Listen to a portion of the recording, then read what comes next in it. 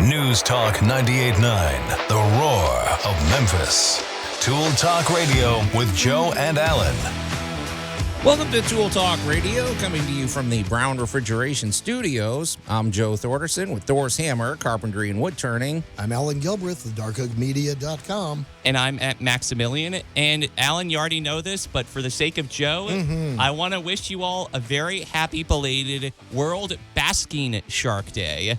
And Okay. Joe, in case you don't know what a basking shark looks like, Yeah, show me the screen. Oh, okay, so the guys with the giant mouth. mega mouth. Those are the Those are guys big that boys. eat up all the krill and everything. So, Yep. would they they're eat plankton us, here. Allan? No, they couldn't swallow you. Okay, so they're He not. could get you in his mouth, but he couldn't swallow you. They're pretty cool looking, Max. I think you should post a picture. A basking shark. Well, a deceased basking shark is also the source of most of your sea serpent mysteries. Yeah, they're pretty 'Cause menacing they looking, but I die- guess they don't bother you. Well, no, they just cruise around eating plankton. But yeah, when they die, the gills fall away and it looks like a sea serpent.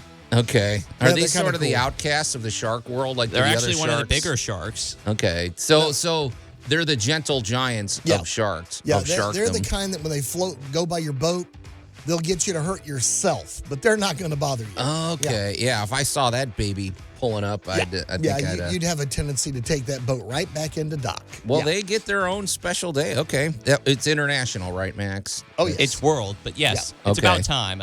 All right. Basking Shark Day. That's out on the table. If you've ever had a basking shark encounter, we'd sure love to hear about it. I don't know. I mean, it looks like they'd spit you right out, right? So no harm, no foul. Well, you are nowhere near a menu type item. They're after.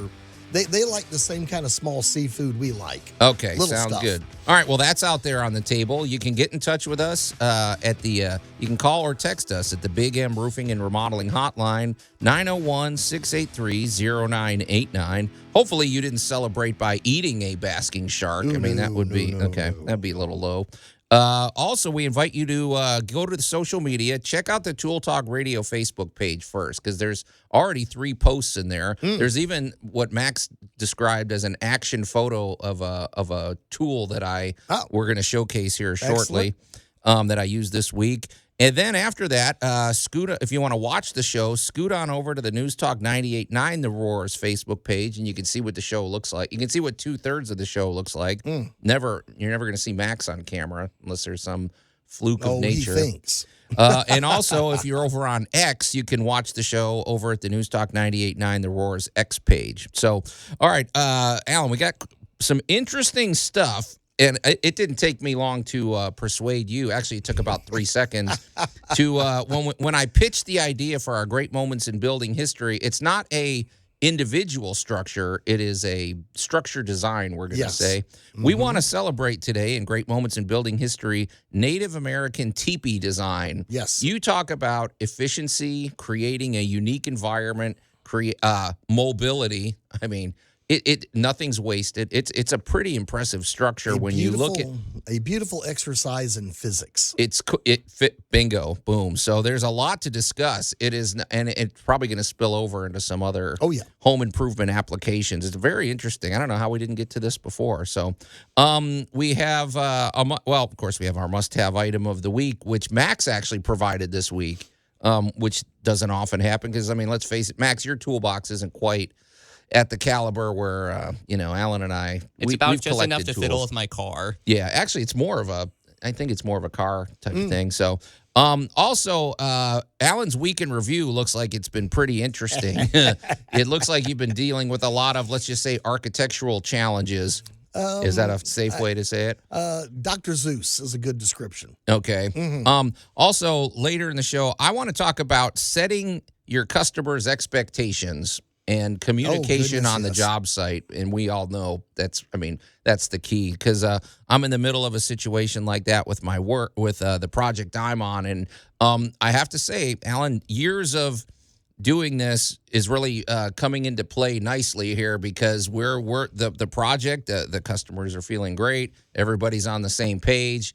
it's moving along really well, and I think a lot of it just comes down to some basic principles that we'll discuss here. So, and we have other stuff, and we're not going to over tease, right? Because that's one of my shortcomings is saying too much and not getting to it. So, but I do have a tool tale that I'd like to kick things off with, Max.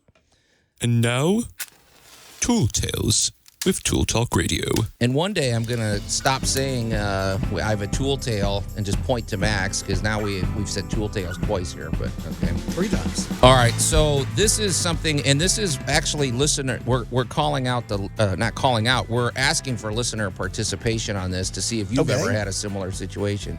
So I posted this on our Tool Talk Radio Facebook page. This has to do with a impact drill that I've owned. Okay, so as if you've been listening to Tool Talk Radio, you know that I'm in the middle of a pretty interesting project right now. I'm building a laundry room for a customer, and this is for a house that was built in 1929. And I told you what a nightmare it was to drill through that mortar. Right. I think we discussed that last week, right now. So I've got 2 cordless drills, and, there's one, it's the bigger one with all the settings. That's the one I think I mentioned, too, that I burned the motor out trying to drill through that mortar. I mean, it just, smoke was pouring out. This thing's pretty much toast. So I have a backup drill that I never use because, to me, Allan, this thing just has no torque. I would use it occasionally for cabinet work where I have to drill in like little 3/4-inch screws into wood. And it would do it's an impact drill where it's got the little da-da-da-da-da-da. Right. I think people have seen those at auto mechanics where you go to pull the tire off. It's a safety, right, to keep you from stripping the bolts or something like that. Or the impact nature of this is applying a lot of physics. Right. Okay. Right. All right, because what you're doing there is, instead of just applying consistent pressure and becoming basically the immovable object versus, between the rock and the hard place, right? What you end up here with is basically jiggle the handle. Okay, yeah. So it does this little, it stutters, but it doesn't strip the screw head. It's going back and forth, right? Is what's happening. And what it's doing is it's applying the force forward till it stops, backs off, does it again. So basically what you're getting is your ABS, your automatic braking system. Right, Normally, it kind of vibrates. when you apply the brakes, smooth, even pressure, when you stomp on them because something's in front of you in the road and you get that is the brakes being applied faster and being applied and released faster than humanly possible. So you don't hydroplane and you don't skid if you're on ice or something like that. Well, that's sort of at the key of this. What I can't figure out, though, I understand the nature of an impact driver. It's not, but I was wondering why that wouldn't work on 3/4-inch drills and screws, and suddenly I'm drilling in 3.5-inch deck screws. I got an answer for you. We're going to continue this mystery when we come back here on Tool Talk Radio. Tool Talk Radio with Joe and Allan. I could get a fish for a 5-cent worm. Oh, you're paying way too much for worms, man. Who's your worm guy? News Talk 98.9, the roar of Memphis. Allan, can you settle this? What is the fair market value for a worm? Usually around 2.5 cents. Okay, all right. I feel bad that their lives are so undervalued, but hey, the circle of life. And welcome back to Tool Talk Radio, coming to you from the Brown Refrigeration Studios. I'm Joe Thorderson with Thor's Hammer, Carpentry and Wood Turning, here with my buddy Allan Gilbreth from darkoakmedia.com and our pal Max over there behind the glass. And we're all in here celebrating, what is it today? Yesterday was World Basking Shark Day. Basking shark. So basking, you think of somebody just laying out in the sun and whatever, but these guys are just cruising along. They're not out to eat us or seals or anything. They're just tooling along, eating krill. They look cool. They look like something out of Star Wars. Yeah, they plankton. love the plankton. Right. Yep. They're very cool. So if you're celebrating or if you're, making a week-long issue out of this, let us know how you did it. And you can call or text us at the Big M Roofing and Remodeling Hotline at 901-683 0989. We also invite you to go to the Tool Talk Radio Facebook page. Check out the posts we've made over there. And if you want to watch the show, there's two ways you can do it on social media. Go to the News Talk 98.9 The Roar's Facebook page or the News Talk 98.9 The Roar's X page. Well, I don't know if I set this up exactly the way I wanted to, Alan, but the way I posed this question to you and Max originally in our group chat was, it feels like this drill, okay, my other one petered out. This one was just sitting in the truck being, collecting dust because I just had no use for it. Right. Well, now I burn out the motor on my other drill. I have no choice but to pull this one out. Right. And now I'm drilling in 3.5-inch deck screws through 2x4s and 2x8s and stud. I'm having to drill in, drill them out. Right. This thing, it's like that kid that's sitting on the bench. He's the bench warmer on the team, and they won't play him, and suddenly they play him, and the kid hits a grand slam, and he's so it's a Rudy.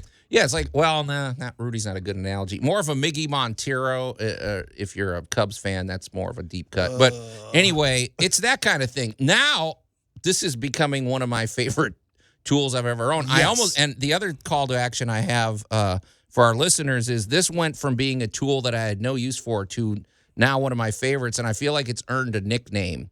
So if you go to our Facebook page, check this drill out, and see what it looks like. I'd love your suggestions for what nickname we need to have for this, Well, Max. the last one was Old Blue, so what if it was color-related and named, like, Mean Green? Okay, well, all right, that's Max's vote, There Mean you go. Green. All right, If that's you've first got one one out across the there, gate, something cool, none of your nerdy ones. Not Drilly McDrill face. No, I'm not No, doing okay. that one. So we'd love to hear. Get in touch with us at the Big M Roofing and Remodeling Hotline, 901-683-0989. But, Alan, so my question was, is it possible for a tool to suddenly exceed its specifications? In other words, like I said, I was trying to drill in 3/4-inch little screws into cabinets, and the thing would stutter and stop and just peter out. And now, how is it that I'm, doing this? And you talked about. All right, I'm going to quote Winston Churchill. Talk to me. When he was asked about the game of golf. Oh, gosh. He said it what was a frustrating game. You know what? He agrees with you. Yeah. Because he said it was a beautiful walk in the afternoon interrupted by chasing a silly little ball with tools ill-suited for the task. God, that guy knew how to put words together. So, that is like perfect. That's a perfect description. Well, but that's exactly it. The tool ill-suited for the task or its ill-suited application. Okay. So here we go. When you go to the big box store and you walk over and you take a look at, and we're just going to say the drill section. Right. There are no less, and I'm not talking brands. I'm talking inside of a brand. Pick any one brand you want. Oh, yeah. And look at the drill section. There will be no less than 5, maybe up to 10 different drills. Oh, yeah. And each the 90-degree drill, the hammer drill, the whatever. Yeah. Each one is designed for a specific style of application. But I'm also going to throw in, I'm going to look at Max briefly, and I'm going to use the word samurai, so I'm going to trigger him here for a moment. Here comes the proper application of the attitude of the user towards the tool. Okay. Can I? Let me. I go looked ahead, at Max. you. I looked I have at a you. response. You just made me think of something. Go ahead, Makes me Max. think of this episode of that show Star Wars Rebels, where it's like Sabine is learning to use the Darksaber. At first, it's heavy, but the more she uses it and attunes to it, it becomes lighter. This is all. I think that's another good point, Max. My thought was I don't have a Cubs analogy for this. I just don't. I don't know want enough you to about have them. a Cubs analogy. when you said that, maybe it was just the perfect storm of the situation. Because I'm not going to go I'll tell you this one thing, folks. If you hire me to come build a deck or whatever, I don't like to waste time. So if it's the middle of the day, I'm not going to just go take an hour trip to the big box store to go buy a drill. So I have to, I'm like, I'll manage the rest of the time. I'll figure something out. So, So my situation was, now that you're talking about the samurai, I grabbed the drill and I'm like, okay, just get me through the rest of this day, basically. And I'm like, so I was going, actually, I had a whole bunch of deck screws to put in, and I'm, so I'm drilling, and I'm kind of going easy on it. Right. I think that might be the key because with the other drill, my tendency is to put a lot of weight against it, kind of muscle it in to keep it from stripping the head. So here I'm taking it easy, and all of a sudden these screws are going in like a hot knife through butter. Yes. And that's because that's what this is designed for. Exactly. You were trying to use it before like the other drill. Yeah. It's like going easy on a muscle car. That engine wants to be worked. There you go. Maybe that's what it is. But what I still can't figure out is why it gives me so much trouble with these little 3/4 inch screws. Like, why does it does the clicking, it does the impact thing, but it doesn't quite fit. It just kind of I don't know. I don't like it for that. It'll work, but if you're drilling into like oak or something, it's useless. Again, you're looking at a tiny little finishing screw versus a big old deck screw honker. Yeah. These things, you're again, I'm going to use the muscle car. You're a muscle car with that little bitty baby screw in a school zone. Yeah, what good is it? Yeah. Yeah, it's going to get you through the school zone, but you're not utilizing the tool to its utmost. Because this impact driver, there is literally no settings on that. There's forward and forward and reverse. There's no torque. There's no nothing, and it's smaller. So the assumption is there's not as much power, but this thing, I won't trade this for anything now. This is slowly becoming my favorite drill for this type of work. Not all work. I wouldn't try to drill through concrete with this. Right, exactly. It's you're finding between yourself and the tool the perfect application. And I'm going to tie this to our listeners and go, all right, what is your favorite tool and why? We need a picture. And when did you feel like you became one with the tool? Because I had resentment for this drill. It bugged me. Yeah. It sat in the truck. I never used it, and suddenly now I'm like, okay, baby, here we go. Yeah, it's like, kid. Yeah. And I actually really like how light it is, and I like how mobile it is, and how so it's funny how that works. This is just one of those little side funny stories. Is the I do a wide variety of things. So I have my truck looks like the Joker starter kit. Yeah. Yeah, because I have tools everywhere. And I mean bizarre tool combinations. Not like Max, like I look like I work on a car. Yeah. Or any of my friends that specify into like drywall. So their truck, everything in it's drywall related. My truck looks like, I ran rampant during a moonlight sale at the big box store. Oh, I've seen it. And Allan's, a little peek behind the curtain, folks. You'll open the toolbox. Oh my gosh! It's like, okay, why is there a turkey baster in here? And it's not for cooking. And chopsticks. And why is there this? And why right next to the razors and right next to the whatever? You start wondering like what Allan's doing after hours. Oh yeah. So I ended up having to buy a shovel a while back because I had a very specific use. This very, very, very, it's a tiny little garden, but a million bushes around it. Right. And your regular shovel, the sharpshooter and the regular spade were struggling. I happened to be at a very rural hardware store way out of town. Oh, yeah. And walked in. And I told the guy, I said, man, I got tree roots everywhere. And he smirked at me and goes, walks around a corner and comes back and hands me a shovel that, honestly, it's impressive looking.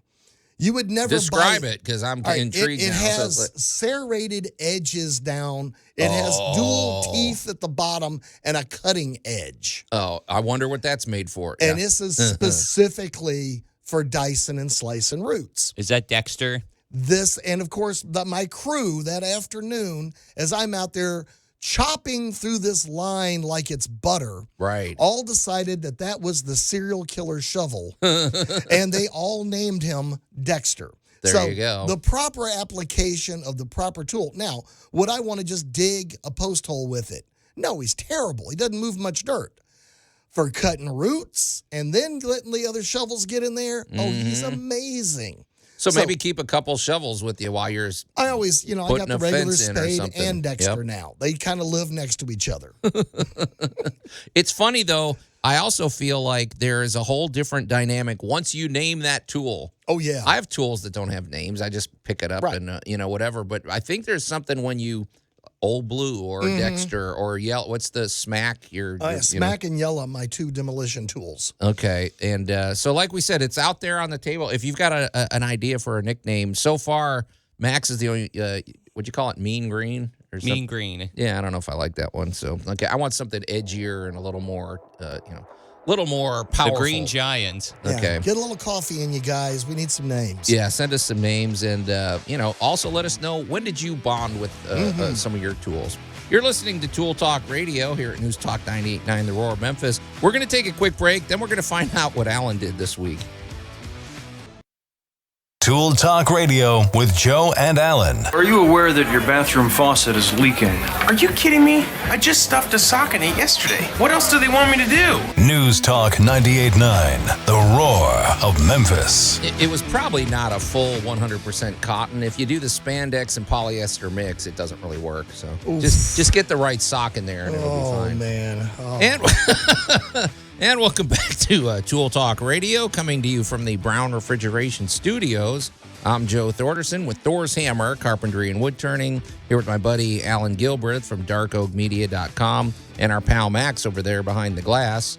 You can call or text us at the Big M Roofing and Remodeling Hotline at 901-683-0989. We also invite you to watch the show. There's two ways to do it. You can go to the News Talk 98.9 The Roar's Facebook page or the News Talk 98.9 The Roar's X page, and we're up there on camera if you want to see what it looks like in here. We also invite you to scoot on over to the Tool Talk Radio Facebook page and check out the interesting posts we've made over there, including our great moments in building history, which is it's not a structure. It is basically a structure design that we're going to celebrate later, and that is Native American teepee design. And there's variations, of course. There's some, there's some subtle differences with, different depending on which tribe you belong to, but it's really, these are architectural marvels and really great examples of efficiency and not wasting anything, basically. So I want to mention one other thing just real quick before we move on, Allan. It's one of the things I've been talking about, my newfound love for this impact drill that I basically had no use for the last year, but now it's suddenly become one of my favorite tools. Yes. And by the way, if you want to help us, I'm trying to come up with a nickname for this new tool. It went from being underappreciated to now like the go-to. Right, yes. It needs a name. So let us know what your suggestions are. You can call or text us at the Big M Roofing and Remodeling Hotline, 901-683-0989. The one thing I wanted to mention, though, is I am a big fan, especially in situations like this, of the magnetic, they make, you know how they have the magnetic tip that you can put the little bits into. If you search through it, spend the extra $5 to get the ultra strong magnet. Makes all the difference in the world when you're when you're working on that. So in a minute we're going to find out what Allan did this week. Oh boy. No, it looks I'm thinking it was probably pretty productive. Before we do that though, let's talk about our good buddy Larry Brown with Brown Refrigeration. I was on the phone with him recently. I think I've coerced him to finally set aside some time from work and devote time to get in here. I said, Larry, you're the bedrock of you're the bedrock anchor sponsor here. We need to talk to you more often. But, the guy works, Allan. What are you going to do? He's a very busy man. But the reason he's busy is because people really are, he's in demand because the service they provide is outstanding. He's been around. We were thinking about it. He's more or less been in HVAC his whole life. Yes. His father taught it to him. He built his own business from the ground up. It is a great business culture, which is that's key. He attracts the best talent. He's got a great staff. His from the top down, even his office staff. Everybody is there pulling. They're all working in the same direction. And also, he works with Trane with state of the art equipment. And it's the HVAC game. It's always evolving. It's not like my job hasn't changed a whole lot in 30 years with carpentry and framing. I have to admit it. Aside from a few little tools, but his thing, think about how much just in the time we've known Larry, refrigerant has changed, technology's changed. Now we have an app for your HVAC system. You better have somebody that's on top of that and is always thinking ahead. What I love about Larry is he's thinking 5 or 10 years down the road with his business plans, and it shows because when you have somebody with that expertise, then you know you're putting a system in that's going to last through the years, and it's going to and it's going to be perfect for your home. The other thing about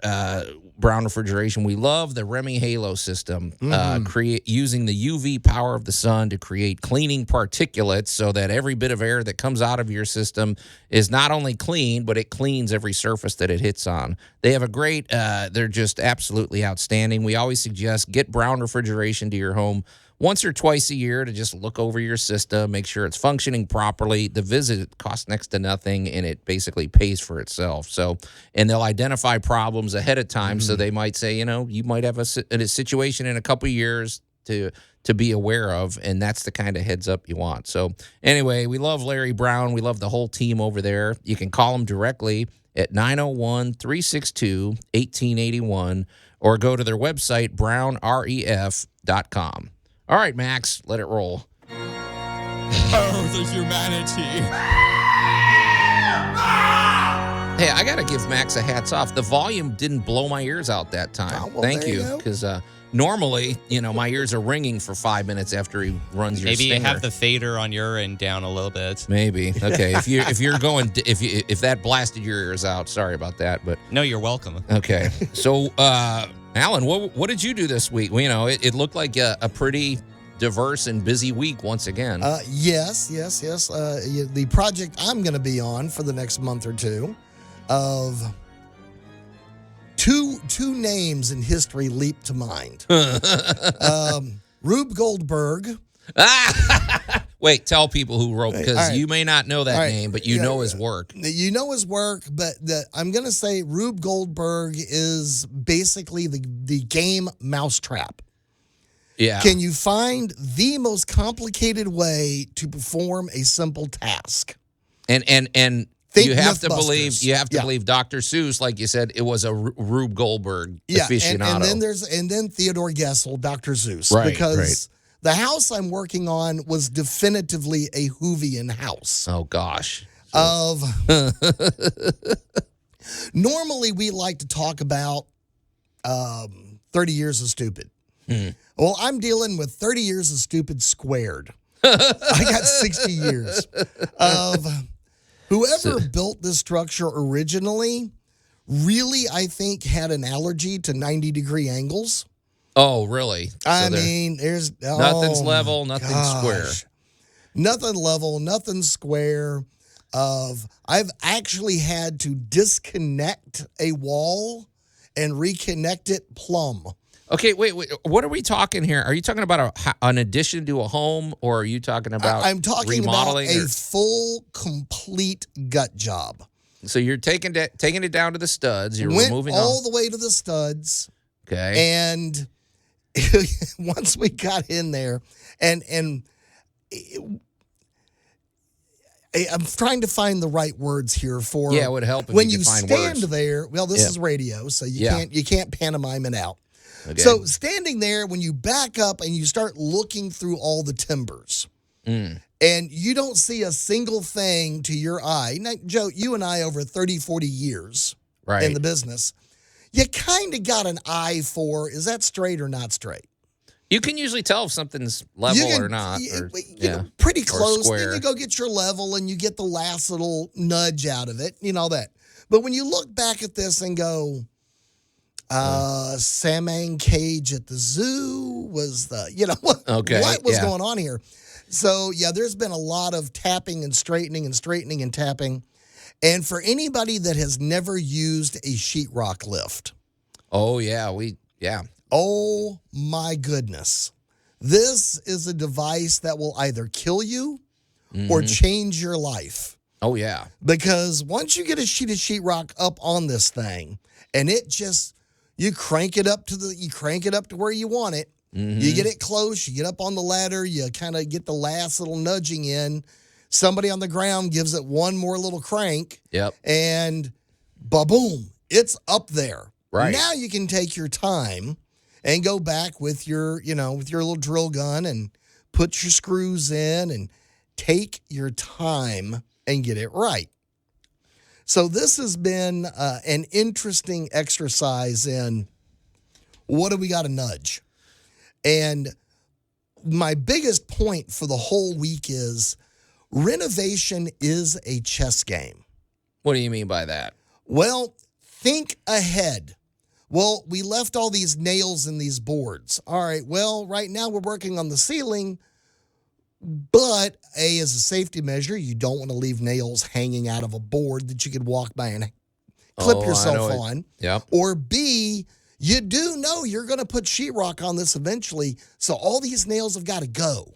Well, the other thing is when you're doing sheetrock work, I mean, you might be cranking that baby up there, and if you have the head of an old nail sticking out, even a quarter of an inch, it's going to snag it. Yes. It's going to rip it, or it's going to make it fall off. Yeah. Or you're going to pop it, and the whole thing's going to go. Right. Oh, make you have a heart attack. Right. So doing this job, the people I'm working with on it are learning we get done a lot faster if you slow down. Yeah, it's like, okay, you know what? We're going to spend the next 2 hours removing nails. Yes. It's not fun. It's not exciting. It's but not we're just sexy. Gonna, It doesn't feel like you're getting anything done. Right. But at the end of it, you're safer. Mm-hmm. And my big advice to the average person at home DIY, if you're doing a simple repair, you didn't yank it down to the studs, but you got a small repair. You know what? Take an extra minute and just think about what tools do you need? Do you need to go get a little table and put the tools on and the tape or the mud or the nails or whatever it is you think you need?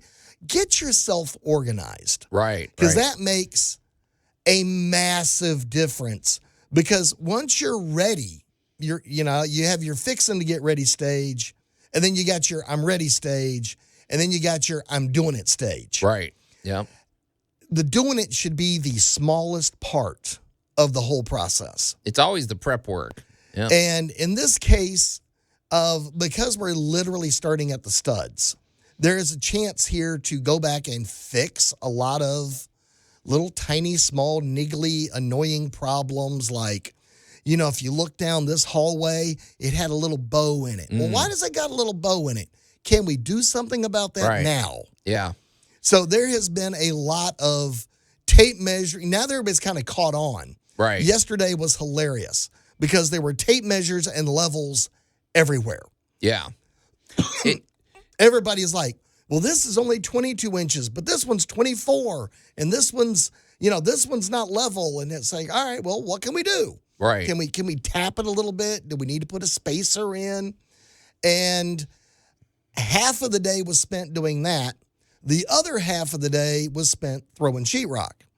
And we probably threw twice as much sheetrock yesterday as we did the day before because we spent that 2 hours in the morning cleaning, prepping, looking, measuring, cleaning. The other big thing, cleaning, and cleaning. Oh, yeah. Guys, keep your work sites clean. It's safer. Oh, yeah. I was going to say something because and if anybody's out there that's maybe experienced this, we'd love to hear from you on the Big M Roofing and Remodeling Hotline, 901-683-0989. But in my opinion, a lot of times it seems like, oh, man, pulling all the sheetrock off, that's a huge thing. It seems very daunting. It's like this is going to be a pain. In many situations, I think just biting the bullet and saying, you know what, we're going to go rent a dumpster. We're going to spend the day ripping off sheetrock. It usually comes off not too hard. Now, it's different than pulling off plaster or something. That's its own challenge. I'm talking if you're home, we're talking something from the 70s up or the 60s up, you know.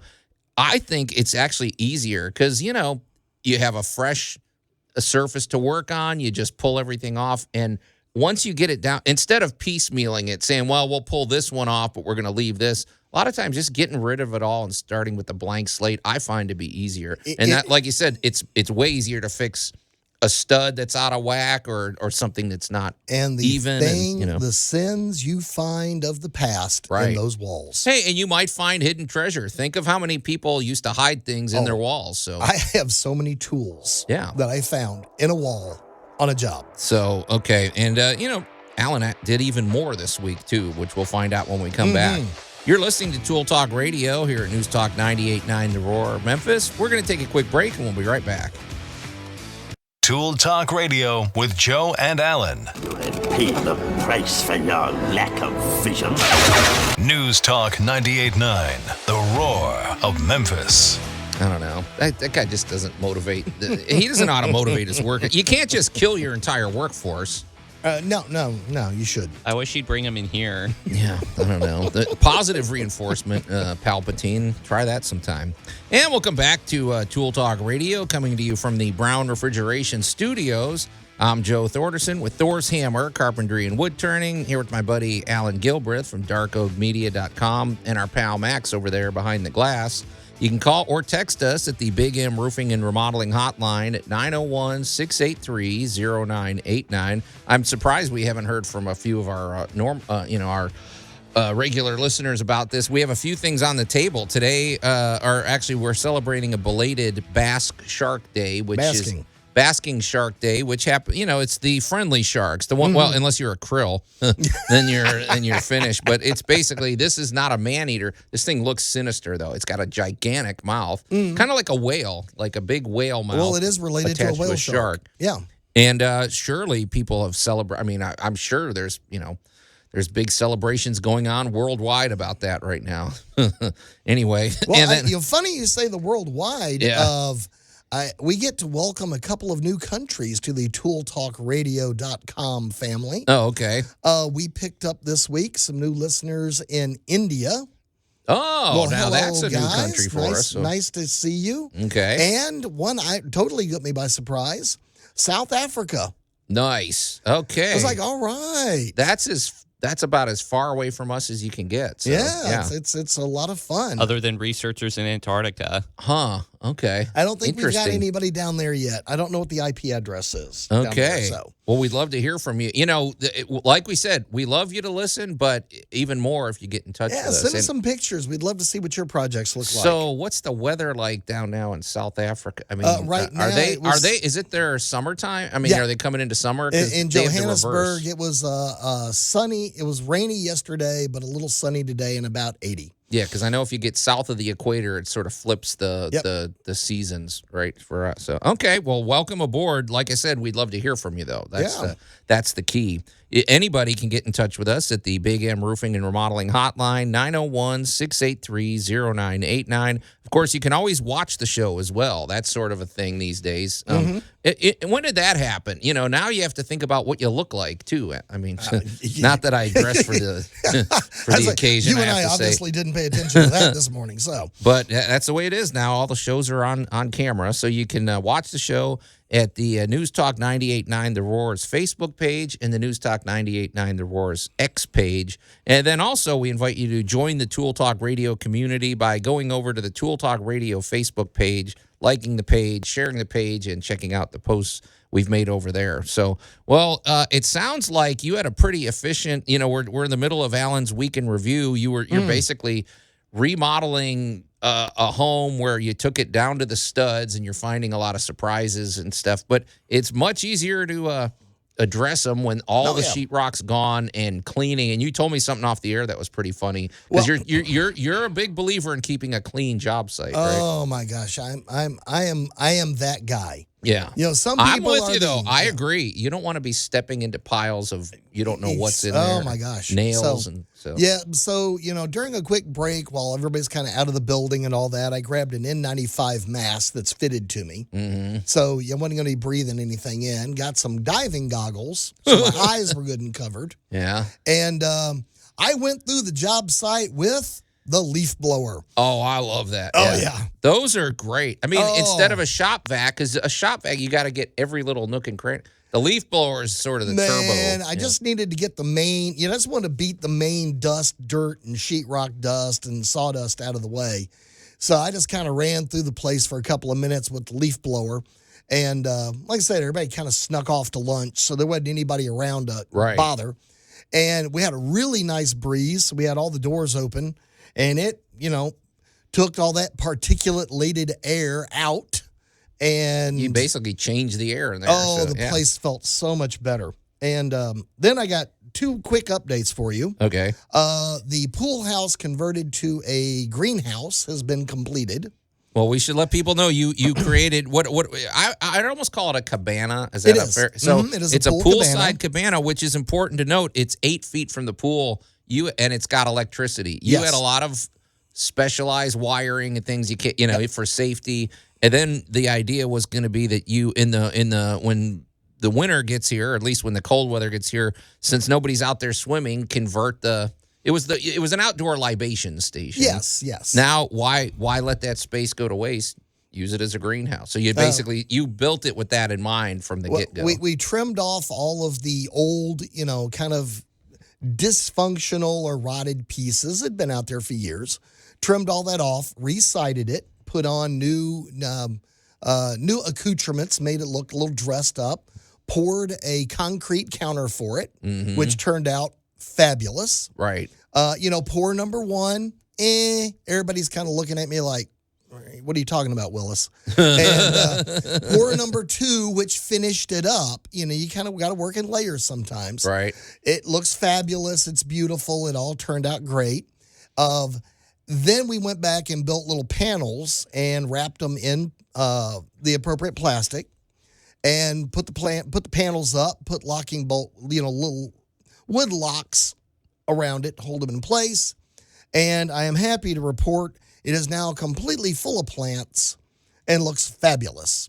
And the plants are happy. Oh, yeah. Plants are They got a loving it. nice space. And you know what else I have to say, now that you're mentioning it, a greenhouse is nice to look at. It's not like you just covered it with a big, tarp or something else or just, so it's looking at plants out there while, especially when it gets cold or if you get a snowy day and you're looking at the plants just out there, And the waving at you all nice and warm and toasty. Yeah.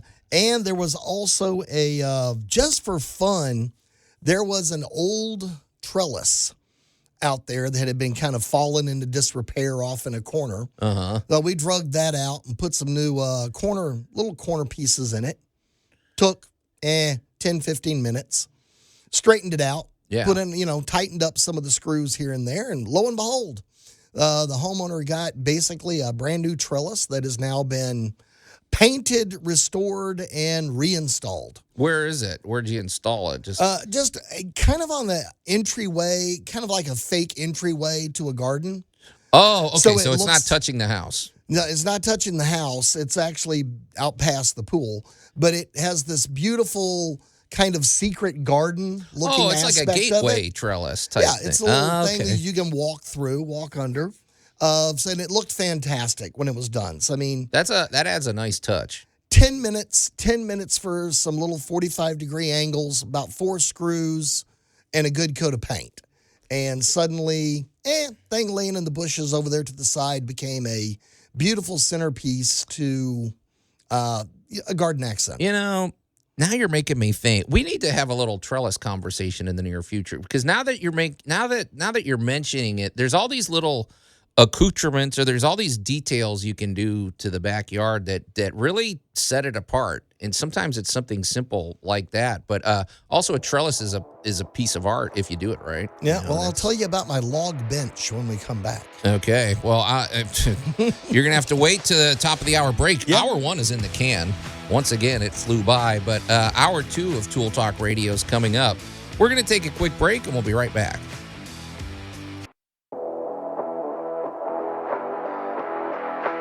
News Talk 98.9, the roar of Memphis. Tool Talk Radio with Joe and Allan. And welcome to Hour 2 of Tool Talk Radio, coming to you from the Brown Refrigeration Studios. I'm Joe Thorderson with Thor's Hammer, Carpentry and Wood Turning, here with my buddy Allan Gilbreth from darkoakmedia.com and our pal Max over there behind the glass. You can call or text us at the Big M Roofing and Remodeling Hotline at 901-683-0989. And if you're just tuning in, there's a few things on the table, including the fact that this week we celebrated World Basking Shark Day, and I'm surprised nobody's responded to that. I think those sharks are pretty cool. The more you learn about them, they're very interesting. They're the peaceful sharks. They're not going to eat you. They just want to eat krill. Yep. So, They just leave them alone, folks. Chilled and groovy, hanging out with the plankton. Right, exactly. So, and also, we're looking for suggestions. If you go to our Tool Talk Radio Facebook page, I posted a picture of an impact drill that I've come to a newfound appreciation for. I used to have no regard for this tool. Now it's suddenly become one of my favorites, and now it's deserving of a nickname after the week of service it gave me on the job site this week. This thing was kicking some Kadiddlehofer. There you go. It was drilling in 3.5 inch screws like it was a hot knife through butter, basically. So if you've got suggestions for that, we'd love to hear from you. You can also watch the show. There's two ways to do that. You can go to the News Talk 98.9 The Roar's Facebook page or the News Talk 98.9 The Roar's X page and see what it looks like in here. And also scoot on over to the Tool Talk Radio Facebook page and check out the posts we've made over there, and including our great moments in building history, which we'll be getting to shortly. It's not a structure. What we're going to celebrate today is Native American teepee design. So it's thousands of structures, probably millions over history. So, but before the break, you were talking about, Allan, your week in review, and among other things, I would say it dealt with keeping a clean job site. It dealt with managing a crew, keeping it, working efficiently and everything. And I just wanted to piggyback on that a little bit because earlier in the show I mentioned we were going to talk about setting your customers' expectations. Oh, yes. The job I'm on now is a perfect example of that. It's really so I'm. If you're new to Tool Talk Radio, I've been mentioning this laundry room that I'm building for a home. It's a home in Midtown, which is really old. It's like built in 1929. It's got its own challenges, but this thing is a freestanding. It comes right off the back of the home, so we poured a new slab. It's new construction tying into an old structure. And what I was going to say, for my experience with this is when you start framing, it's funny because framing, you start with nothing, and framing goes pretty quick. And the customers start, they come out and they're like, "Wow, you're the fastest carpenter out there." I'm like, hardly, but it's and I try to say, look, there's going to be weeks where you're going to see all sorts of It's like, wow, you started with nothing. Now all of a sudden all the walls are up, the ceiling. So the framing is flying by, which as you would expect. But I had to tell him, I said, look, when we get to some of the trim work and some of the detail work, you're going to come home and it's going to look like I've done nothing. But, so I try to manage their expectations. But the other part of that was I was thinking about how critical framing is and how much I've come to appreciate it over the years. In terms of my work is a little different than maybe somebody that's, if they're building a home, let's say, and they've got crews of people. Right. Well, the framers may never meet the people that are, they may never meet the plumbers or the other, you know what I mean? Right. They're out there, they're framing it up, and or the sheetrock people or the tile guys. So my suggestion was, I think whoever all these teams of people are, they need to be in communication with each other, because there's nothing where you don't want to show up and it's like, why did the framer do that? Why didn't they add this? Why is this wall out of whack? Why did they whatever? And plus, if you're, I don't know, I just believe that you save yourself a lot of problems up front. You know what I mean? It's critical. Like, so my perfect example, my customer wondered why I spent 30 minutes on this one wall. I said, well, because if this is not perfectly level, when we go to put the sheetrock up, when we go to hang the cabinets, when the windows go in, this is going to be obvious, and it's going to be a nightmare when we try to do all that. It doesn't feel like anything now, but you got to think about 20 steps ahead. And framing is a huge deal. That's when all the planning comes into play. Well, so exactly. It is a chess game. And yeah, you said that earlier. Chess game's perfect way to think of it. It is a chess game. You have really got to be thinking, okay, where's the electrical going to run? Right. Where do I want that socket? And this is where I'm going to throw in one of my favorite tired old phrases. Admit your lifestyle. Do you need that socket where it's supposed to go, or do you really need one 2 feet higher up the wall above the table where you're going to be folding the laundry? Right. There's a lot of questions here, and a lot of it, and I'm really going to pick on lighting. Oh, yeah, because you got to put those cans somewhere. You got to run the wires. You got to get the wiring in. You got to get that. And I went off at a job site about 2-3 months ago when I heard the words, they're just going to cover it with sheetrock. That's a trigger word for you. Oh, my gosh. It's like, no. That means you are doing something wrong. Right. If you are throwing in the words, oh, don't worry about that. They're just going to cover it with sheetrock. That is the wrong answer. Because sheetrock should be nice, pretty, smooth, flat, because the sheetrock is the dividing world between infrastructure, right, and aesthetics, and your living space, where you're going to be living. You got to live on this side of the sheetrock, but you got to live with what's in it. And the other thing is, somebody may go, well, what's the difference if the stud is 15 inches apart or 16 or 17 inches apart? Well, structurally, it's probably not a big deal. But when you go to hang the sheetrock that is exactly 4 feet wide, yes, and it doesn't land in the center of that stud, now you're cursing that. You know what I mean? And it's like, and I think the biggest time bad framing comes into play is for the people that have to put the floors down. If that floor, if you've got square tile or even just hardwood planks or something, you're not going to notice it until you start putting the flooring down. And it's like, why is that gap, an inch over here, and why is it down to a little eighth of an inch over here? And it'll be very obvious that it's out of whack. It will come back to haunt you. But my thing is just, I think you save a lot of problems down the road where if you get all the teams on the same page and pulling, in the same direction, they'll and it just creates a better job site. It creates a better environment, and you can nip problems in the bud in advance. Yeah, don't leave the problem for the next guy. Please don't do that. Absolutely. So, all right. Well, I think we've done our duty on that one. But I'm really looking forward to this. When we come back in our great moments in building history, we're going to talk all about Native American teepee design. Tool Talk Radio with Joe and Allan. And now for the finishing touch. News Talk 98.9, the roar of Memphis. Yep, you need to pay attention to those finishing touches. Exactly. Well done, Mysterio. That probably went over the heads of a lot of people, that reference, whatever. And welcome back to Tool Talk Radio, coming to you from the Brown Refrigeration Studios. I guarantee Larry Brown understood that Spider-Man reference. I'm... Fat chance. I'm Joe Thorderson with Thor's Hammer, Carpentry and Wood Turning, here with my buddy Allan Gilbreth from darkoakmedia.com and our pal Max over there behind the glass. You can call or text us at the Big M Roofing and Remodeling Hotline at 901-683-0989. We also invite you to go to the Tool Talk Radio Facebook page and check out the posts we've made over there.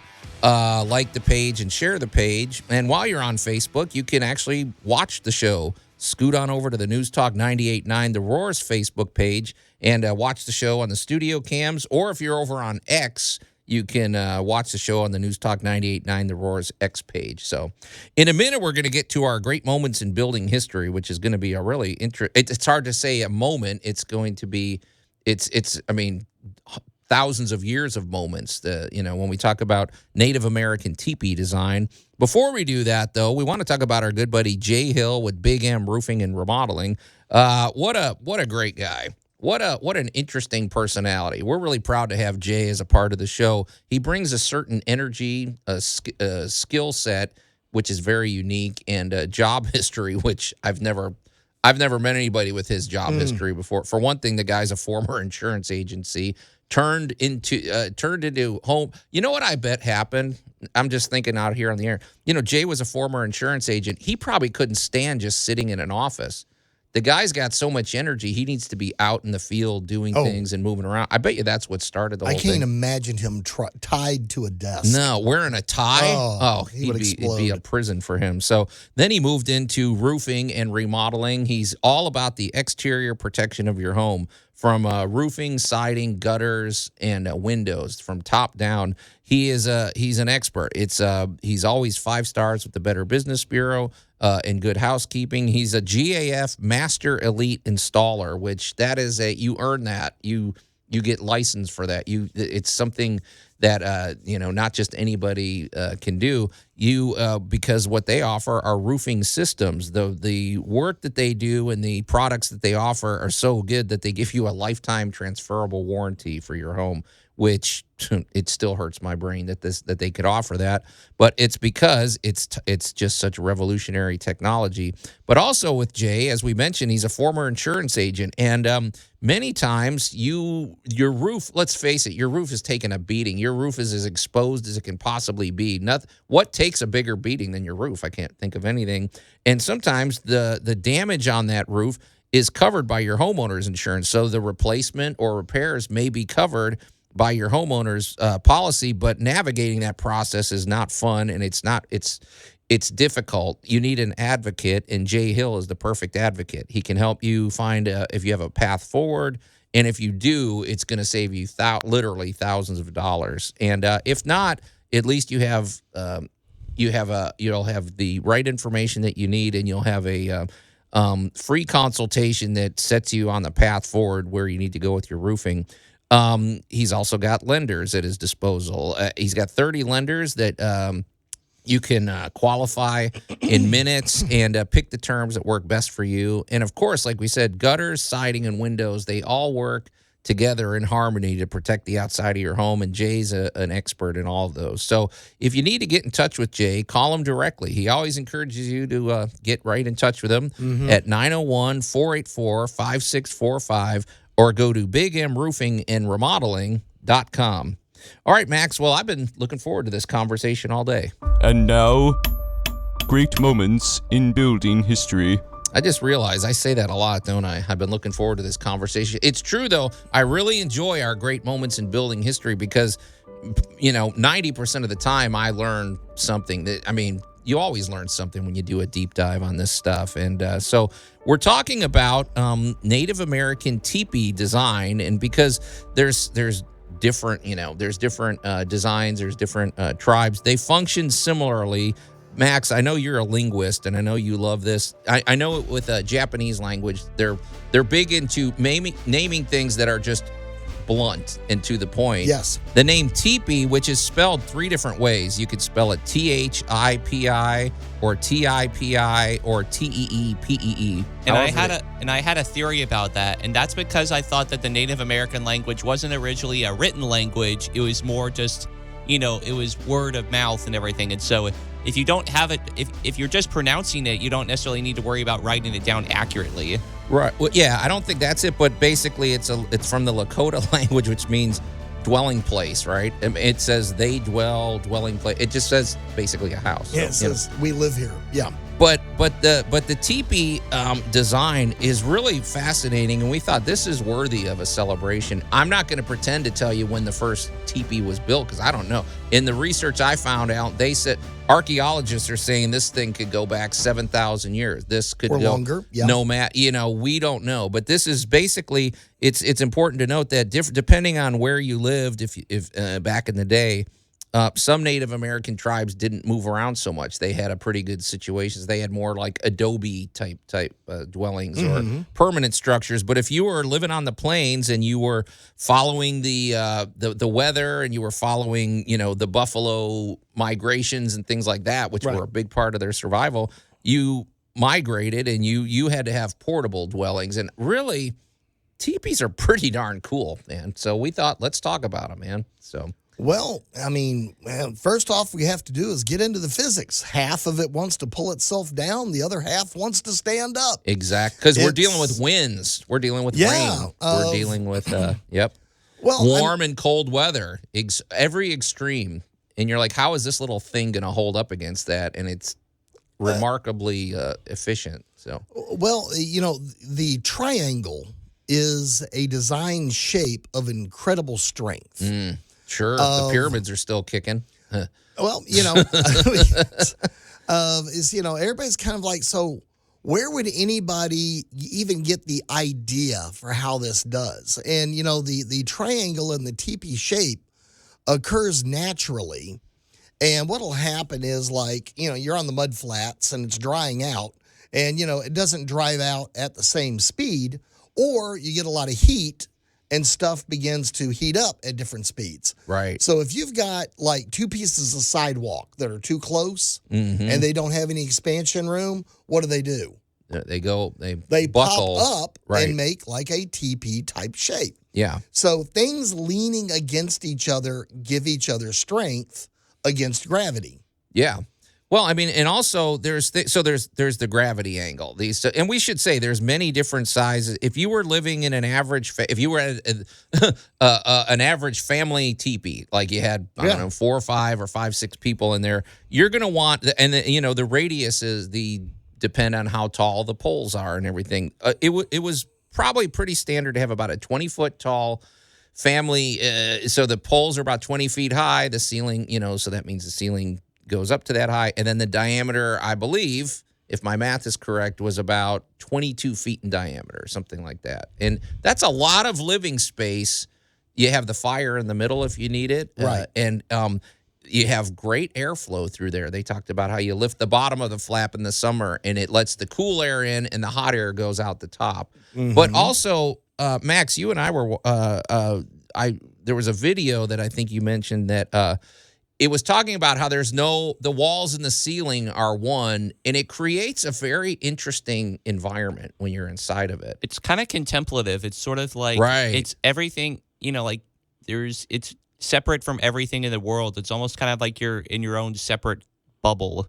Yeah, because I thought that in some tribes they view the round base that this creates at the bottom as representing the earth and the sky, the rising ceiling, and then looking out into the sky. You can see, depending on the time of year, if the flaps are open, you can see the stars and everything. And it's an interesting, and you're connected to the ground because I don't know, it's a really interesting environment that it creates. And I was going down a rabbit hole.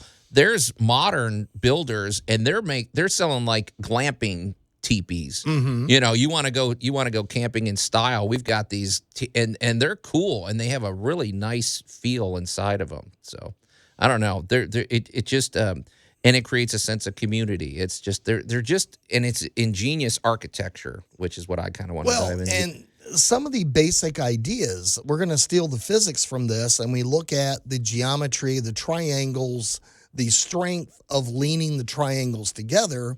Of these same principles were applied in stone castles by putting in windows to defer the weight of the stone. Right. We're looking at this in a lot of modern architecture of just in lighting rigs. For those of us that work in media with television and stuff, of a lot of lighting rigs, when you look at them, are simply 3 poles with a triangle welded between them. Right. And it's lightweight aluminum, but these things are phenomenally strong, and it is all based on the physics, design, and geometry that they naturally went, we don't want to get blown away while we're chasing the buffalo. Well, and that's the thing. Here you go. Yeah, if you have a strong wind, instead of a rectangular or square building, if the wind gusts up, it's hitting a round pyramid-shaped, structure, it's just going to wrap its way around it. And it's funny because the way they they always set them strategically. Like, I guess if you were more prone to westerly winds, they set the backside of the structure, they anchored the poles in deeper, and there was they were just very in tune with what the weather was doing all around them and everything. And I know what people are saying. They're saying, well, what about leaking? Well, we're going to address that when we come back because, they had to deal with rain as well, and there was an answer for that. Pretty interesting stuff. You're listening to Tool Talk Radio here at News Talk 98.9 The Roar of Memphis. We're going to take a quick break, and we'll be right back. Tool Talk Radio with Joe and Allan. Barnacles! What could be worse than a giant paint bubble? News Talk 98.9 The Roar of Memphis. Oh, we've seen worse. Get over it, SpongeBob. Trust me, a lot worse on the job. And welcome back to Tool Talk Radio, coming to you from the Brown Refrigeration Studios. I'm Joe Thorderson with Thor's Hammer, Carpentry and Wood Turning, here with my buddy Allan Gilbreth from darkoakmedia.com and our pal Max over there behind the glass. He's probably just afraid because he's getting chased by a basking shark. Yeah, he's got his own emotional issues, They whatever. don't eat sponges. You can call or text us at the Big M Roofing and Remodeling Hotline at 901-683-0989. We also invite you to go to the Tool Talk Radio Facebook page and check out the action over there. Like the page and share the page. And if you'd like to watch the show, there's two ways to do that. You can go to the News Talk 98.9 The Roar's Facebook page and check out the action over there. Or go to the News Talk 98.9 The Roar's X page, and it's the same feed. It's exact. So whatever platform you prefer, you can do that. So in a minute, we're going to get back to our discussion of Native American teepee design, because it's funny, off the air, we're going to connect this to our good buddy Jay Hill. We are. Little teaser there. But before we do that, we missed the chance last week to hear what was going on with Dark Oak Media. Oh gosh, are you guys like all broken up over there now that Halloween's over? I mean, you start your preparations for next year though. Now, but, we already looked at it and went, all right, cool. Because see, now all the Halloween stuff's 50% off. Okay, this is when you stock up, store it up, and then you're ready to go for 2024. Plus pumpkins are like, you know, I'll give you $10 for that truckload. Right. Okay, and, good point. So yeah, you're making all your pumpkin. I do love me some pumpkin bread and pumpkin stuff. And so what's hot at Dark Oak Media of right now, the single hottest thing we've got going, believe it or not, Joe, is a toad. Yeah. Well, it doesn't surprise me. I've seen cat videos that get 50 million views and stuff. So, on job site, we kept hearing this little croaking and chirping and stuff going on, and we found the source was under the front patio. Yeah. So we stuck a little GoPro under there and recorded this little toad just chilling and being groovy and watching us. Right. He spent all day staring at us. So we have a little clip of him down there. Of a big thing of believe it or not, was a Food Dude segment recently where I did pumpkin soup. Yeah, Apparently, that sounded unnatural. It sounded horrifying, but so you said tasty. people ate it up, right? Oh my gosh, it is so good. Our new segment, Let's Plant Something, which also has a tie-in to our teepee design. Mm-hmm. You can go on there and watch me build a log bench using these principles. We didn't have any place to sit. We had a big old tree stump, big old tree log. So we built a quick bench. That looked like a recipe for hemorrhoids or something. Man, I don't know, man. It is shockingly comfortable. You can go sit on that log bench. I do every day. It is ridiculously comfortable.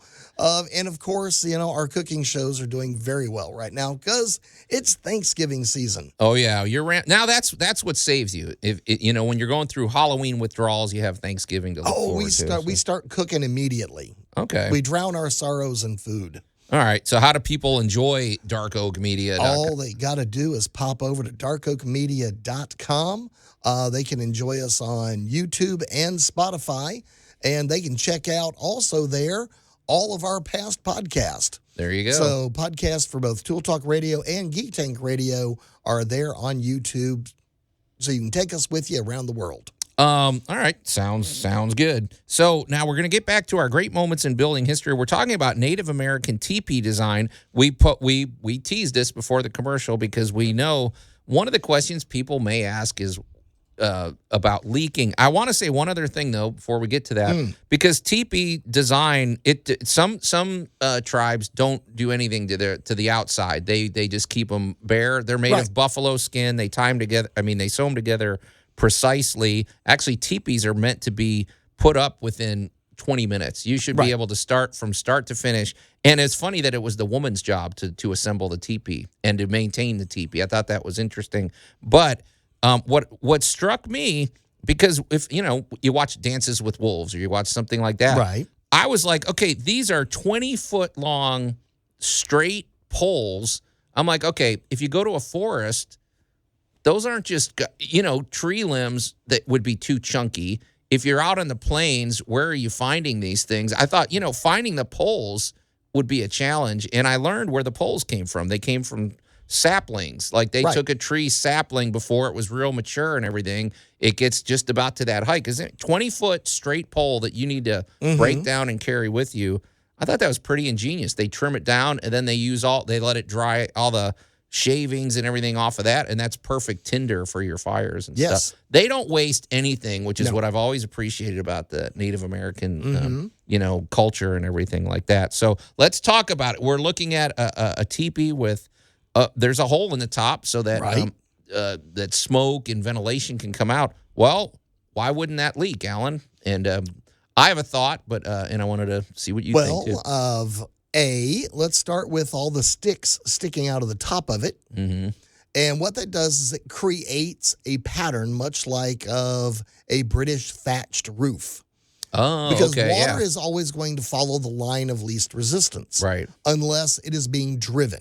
Now, of course, if you got a 70-mile-an-hour wind coming from the side, some leaking, water is going to spray in anywhere. I got news for you. Your roof will leak. Or if you have sideways rain, if you got rain coming in from every which direction, it'll find a way in. Right. The big thing here is, are we controlling it, and do we know where it is? Right. In this case, we do. Right. If there's a nice fire in the middle of the teepee, any minor leakage that came in from the top would be handled by the fire.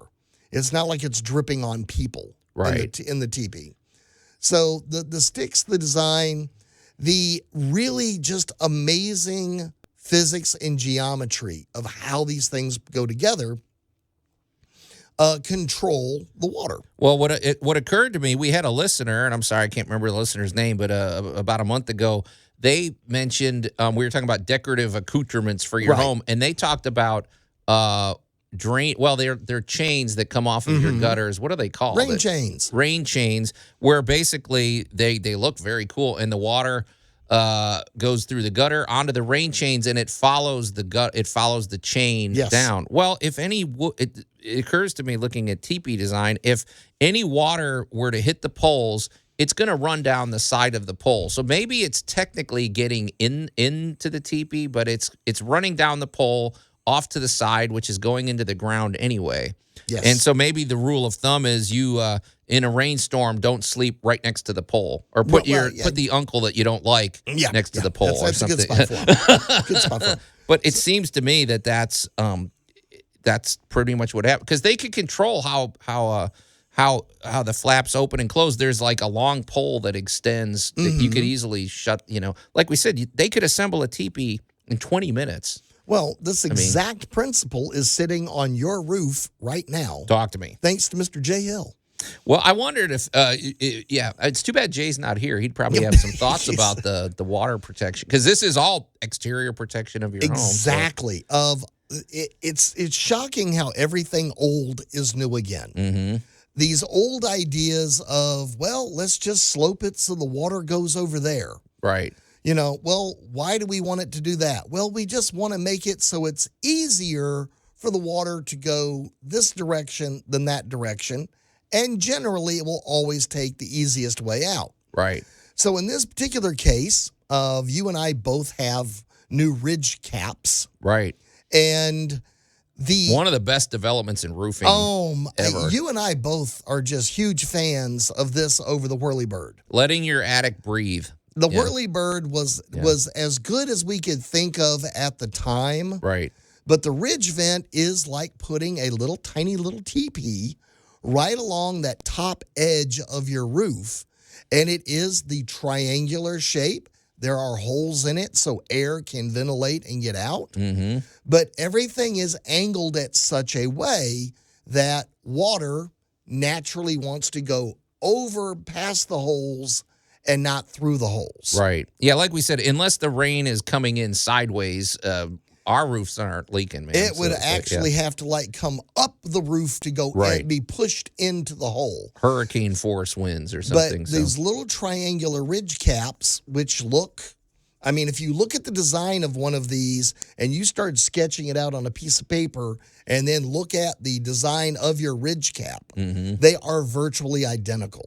Yeah, no, it's cool. Hey, I want to say something else, because like we said, it depended on what part of the country you lived in, and what the tendency for many tribes was to use buffalo skin for the. So now, Alan, you've got way more experience in skinning an animal than I do.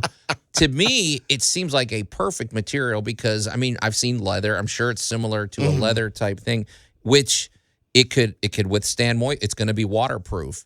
It's going to be, I even think that it lets a little bit of light through. If the sun's beating in there, No, it doesn't? No, okay. It's dark in there. Okay, so it's dark in there. However, the waterproof nature, when you seam them together, and I feel like there's a little insulating factor. Yes. It's not like having canvas or something. Canvas, I think, would let a lot of air blow through. But what is a buffalo skin doing when the air is blowing it? If you had strong winds and it's December, what's happening with that buffalo skin? You're talking about some pretty thick leather here. Okay. Just, think of it as the big fluffy cow when you start thinking about the leather. Of when you start putting like a leather jacket together, and it is cleaned, it's the big part of this is that it's also been chemically altered. It's been tanned. Oh, right. Because they lay it out in the sun The tanning process is very disgusting and smells very bad. However, the end of it is you get really chemically altered, really stable, durable leather. Right. It's no longer a flesh kind of thing, if you will. It's now what we think of as leather. And now the more use and abuse it gets, the dirt and everything just adds to the durability of it. Yeah. So it's not going to let water through. It's thick, it's heavy, it's durable.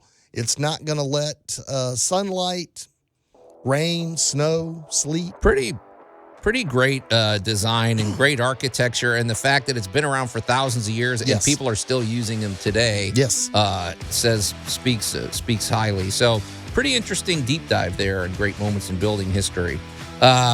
Native American teepee design. All right, Allan, we're going to take a quick break. When we come back, we have our must-have item that Max provided. All right. Tool Talk Radio with Joe and Allan. When Pam gets Michael's old chair, I get Pam's old chair. Then I'll have 2 chairs. Only one to go. News Talk 98.9, the roar of Memphis. Only Creed could make an office chair sound sinister. I don't even want to know what he's going to do with those chairs. Anyway, it's kind of chilling. And welcome back to Tool Talk Radio, coming to you from the Brown Refrigeration Studios. I'm Joe Thorderson with Thor's Hammer, Carpentry and Wood Turning, here with my buddy Allan Gilbreth from darkoakmedia.com and our pal Max over there behind the glass.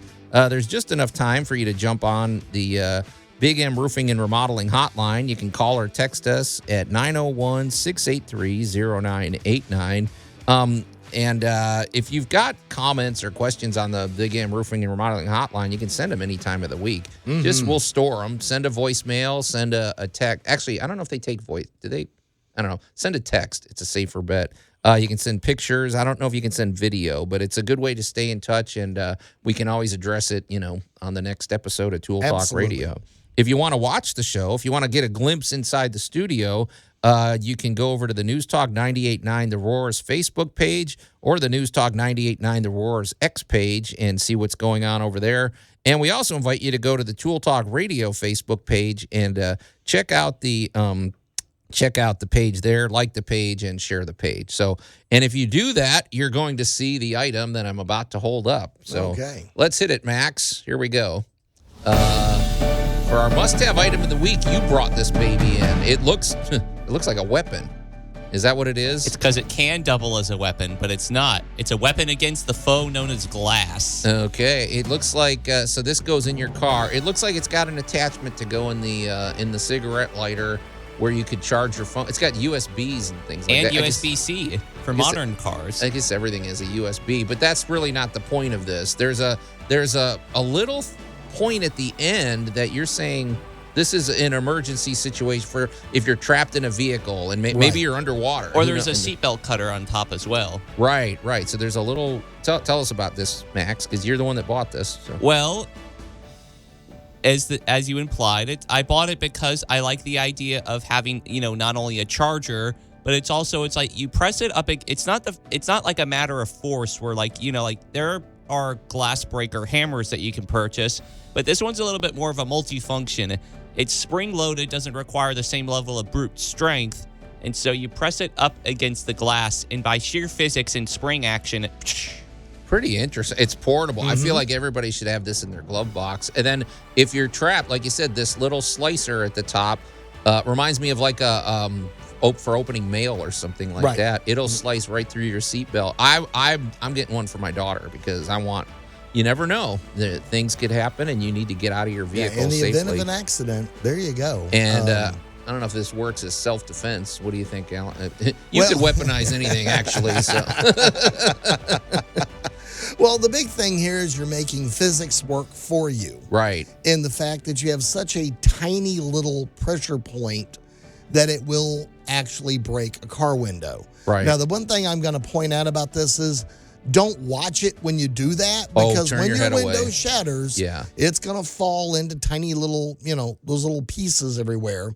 So make sure you turn your head if you have to use one of these devices. Yeah, I guess it's just like we said, an emergency situation. But if it's in your lighter there, charging up your phone or everything, it's within reach. You could grab it at any minute. So how much did that cost you, Max? Because like only $30 total. All right, I think it's $30 well spent. If it saves your life, then. Yeah, in the event of an emergency and you got to get that glass out of the way, that's a great device. Yeah, absolutely. So, I'm a little disappointed that nobody's weighed in. One of the things I'm holding this up because I brought it in. I've talked earlier in the show. I was talking about this newfound love I have for this impact driver. It's basically a drill with a impact. What do you call it? Motor torque setting. Mm-hmm. And I've grown to love this tool, and I wanted some suggestions. Max suggested mean green, which I don't like. Max, sorry. I decided I'm going to call this drill the Terminator.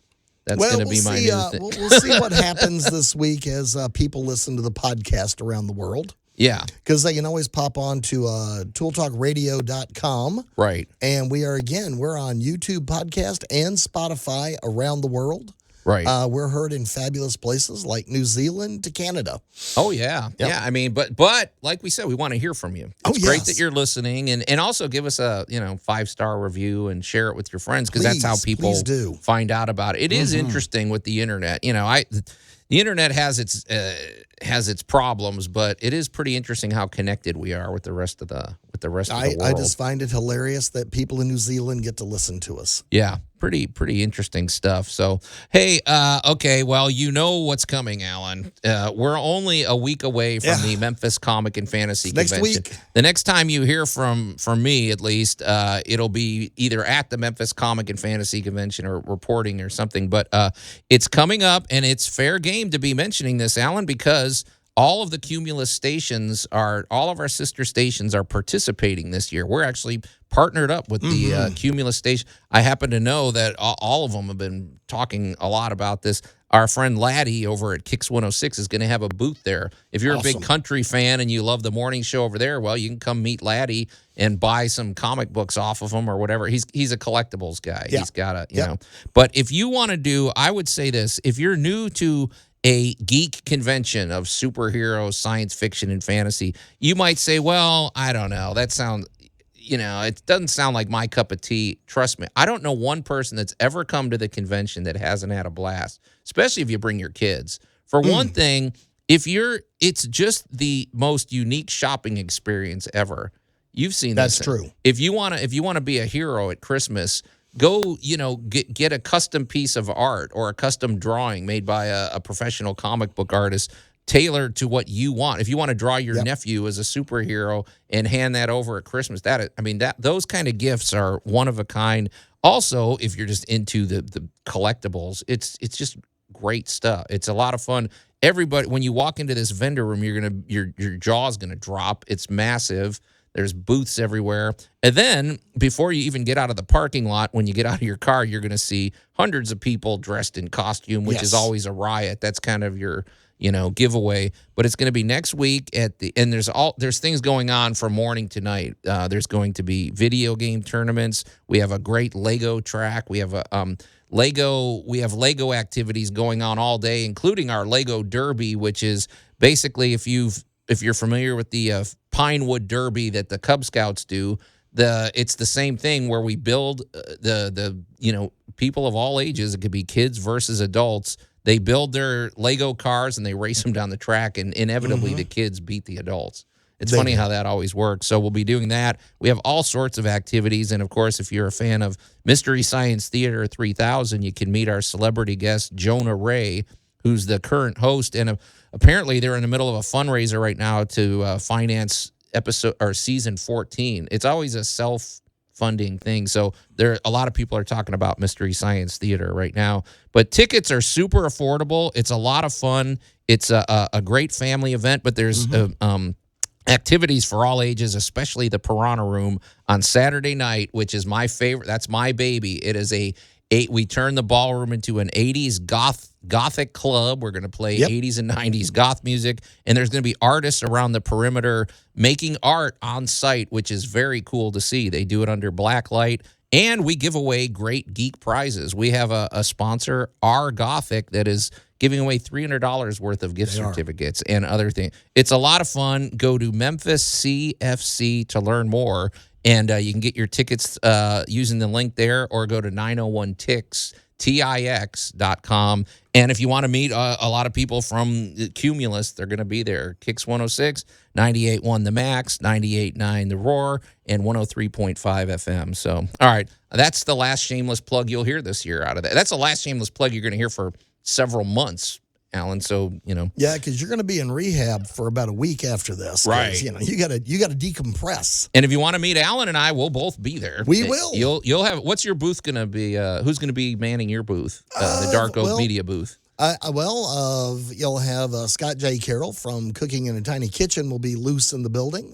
Angel Lodson will be over there, so we'll have a few people manning the place. You got any swag?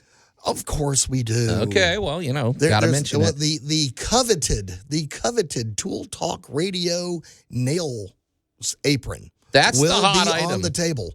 It's funny when we go places where you've got those Tool Talk Radio aprons. People are like, "Okay, what do I got to do to get one of those?" I feel like you could probably make money off of that if you said, "Well, it's $20."